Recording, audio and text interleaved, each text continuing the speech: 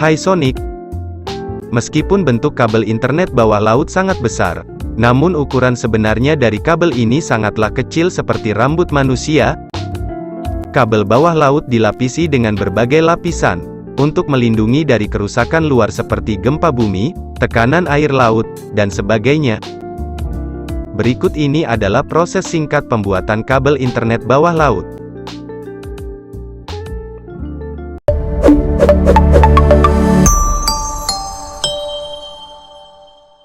Internet telah berkembang jauh sejak pertama kali diperkenalkan. Pada awalnya, internet hanya dapat diakses oleh segelintir orang yang memiliki pengetahuan serta peralatan untuk online. Sedangkan saat ini, internet tersedia untuk miliaran orang di seluruh dunia, berkat pengembangan kabel bawah laut yang memungkinkan untuk menghubungkan benua. Sekitar 97% komunikasi data antar negara dilakukan melalui sistem komunikasi kabel laut. Hingga tahun 2020, sudah terpasang lebih dari 235 sistem kabel bawah laut di dunia, dengan panjang totalnya, yaitu sekitar 997.000 km. Instalasi kabel laut ini menggunakan kapal, biasanya kabel diletakkan di dasar laut, tetapi di daerah dengan aktivitas laut yang tinggi, maka kabel akan diletakkan di dalam parit menggunakan alat khusus. Kabel internet sekarang, terbuat dari serat optik yaitu suatu jenis kabel yang terbuat dari kaca yang sangat halus. Tidak seperti kabel tembaga, kabel serat optik mengirimkan data dalam bentuk cahaya yang kecepatannya ini hingga 10 gigabit per second. Sedangkan kabel tembaga, mengirimkan data dalam bentuk sinyal listrik. Rata-rata koneksi internet berbasis tembaga memberikan kecepatan hingga 300 megabit per second. Untuk membuat kabel fiber optik, produsen akan menyiapkan bahannya yaitu solid glass rod, atau disebut dengan freeform, yang terbuat dari gelas cup.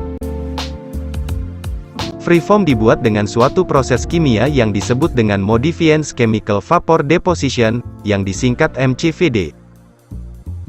Ujung gelas cup dipasang pada mesin LED atau mesin bubut khusus. Dalam proses ini dua buah gelas cup akan dipasang pada mesin LED. Nantinya, kedua gelas cup akan diputar oleh mesin bubut, kemudian dipanaskan dengan obor yang berasal dari hidrogen serta oksigen. Dengan pemanasan tersebut, kedua ujung gelas cup berubah menjadi putih yang menandakan suhunya ini telah mencapai 2000 derajat Celcius. Lalu, kedua gelas cup akan menjadi satu. Dalam proses MCVD ini, bahan kimia juga akan dimasukkan. Dan dengan suhu yang sangat panas bahan kimia tersebut akan membentuk lapisan di dalamnya. Lapisan tersebut adalah waveguide profil, yang juga dikenal dengan profil indeks bias, dan lapisan ini sangat diperlukan untuk sistem komunikasi berbasis laser. Nantinya lapisan tersebut akan melebur menjadi kaca yang merupakan inti dari kabel fiber optik, sedangkan gelas cup sisanya akan membungkus fiber optik tersebut. Setelah menjadi freeform kemudian akan dipotong menggunakan obor sampai terpisah menjadi dua bagian.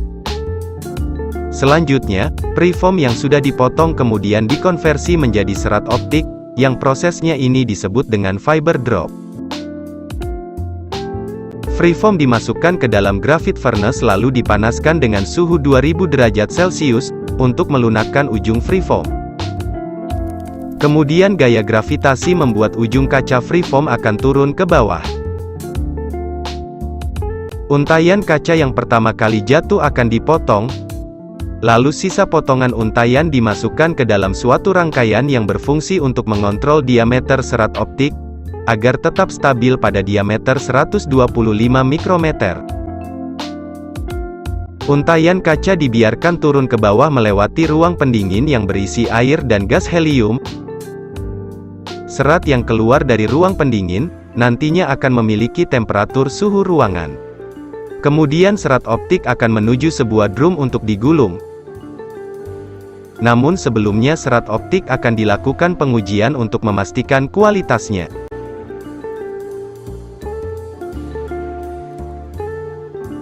Selanjutnya benang serat optik ini diberi lapisan pembungkus petroleum jelly, kemudian dimasukkan ke dalam stranding mesin untuk proses pembilinan. Beberapa benang serat optik dipilin menjadi satu untayan. Serat optik ini juga diberi lapisan lagi seperti copper cap, polikarbonat dan lain-lain, hingga menjadi kabel fiber optik yang siap dipasang di bawah laut.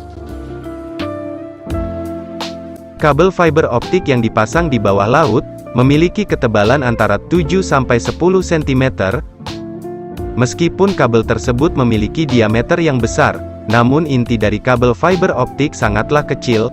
Bagian yang tebal merupakan lapisan-lapisan pembungkusnya. Serat fiber dilapisi dengan tali baja yang berfungsi untuk melindungi inti dari kerusakan luar, seperti gempa bumi, tekanan air laut, dan sebagainya. Selain itu, kabel fiber optik ini juga dilindungi dengan tembaga. Tembaga tersebut juga berfungsi sebagai pengalir daya yang digunakan untuk mentenagai repeater yang berbentuk seperti torpedo. Kabel fiber optik mempunyai kecepatan transmisi yang sangat tinggi dengan menggunakan pembiasan cahaya. Sumber cahaya yang digunakan biasanya adalah laser atau LED. Karena kabel bawah laut memiliki panjang sampai ribuan kilometer, maka dalam perjalanan sinyal optik biasanya akan terjadi rendaman cahaya di sepanjang kabel optik. Oleh karena itu, jika jarak transmisinya jauh, biasanya setiap 80 km akan dipasang rebreather yang berfungsi untuk memperkuat gelombang cahaya, dan repeater tersebut ditenagai melalui lapisan tembaga yang ada dalam kabel optik. Meskipun kabel optik bawah laut ini memiliki banyak lapisan pelindung, namun ada kalanya kabel optik ini memerlukan perbaikan. Ketika ada kerusakan, para petugas akan menerima notifikasi dari kabel fiber optik yang rusak tersebut. Setelah itu, sebuah kapal akan menggunakan dynamic positioning system agar mempermudah melacak lokasi kabel yang rusak tersebut. Setelah ditemukan, alat bernama cutting grapnel diturunkan ke dasar laut untuk mengangkat dan memotong kabel yang rusak.